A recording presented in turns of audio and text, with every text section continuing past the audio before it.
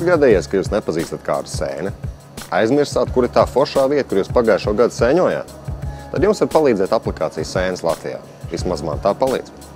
Tad mēs redzam aplikāciju Sēnes Latvijā. Atrot aplikāciju, mums uzreiz tiek paziņots par to, ar ko mēs īsti varam šajā aplikācijā iepazīties un ko mēs varam darīt. Ir iespēja atpazīt sēnes pēc nosaukuma. Ir latīniskais nosaukums un latviešu nosaukums. Sēnes ir sakārtotas sarakstā ar mazu ilustratīvu attēlu un to nosaukumu. Ja gadījumā mums tomēr sēnes gribās atpazīt pēc attēla, šeit mēs varam redzēt attēlu kopumu, kurš daudz vienkāršāk ļaus uzreiz, esot mežā, salīdzināt rokā esošo sēni ar to, kas ir telefonā.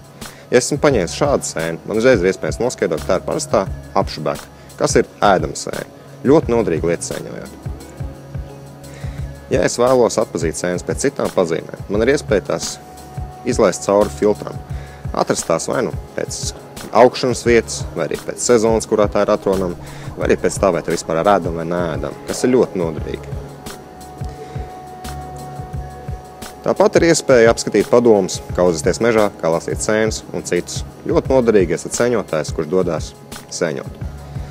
Funkcionalitāte manas vietas ļauj jums atzīmēt kartē vietas, kur jūs sēņojat, kas ir ļoti piemērota lieta, ja jūs esat sēņotājs, kuram gadās apmeklēt daudz labas vietas, bet nākamajā gadā aizmirst, kur tās īsti atrodas.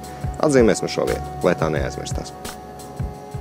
Ja esat tehnoloģija entuziasts, kuram patīk sēņot, jums ļoti noderēs aplikācija Sēnes Latvijā. Informācija par sēnēm, iespēja atzīmēt vietas, kur jūs esat sēņojis un galu galā labi pavadīts laiks brīvā dabā.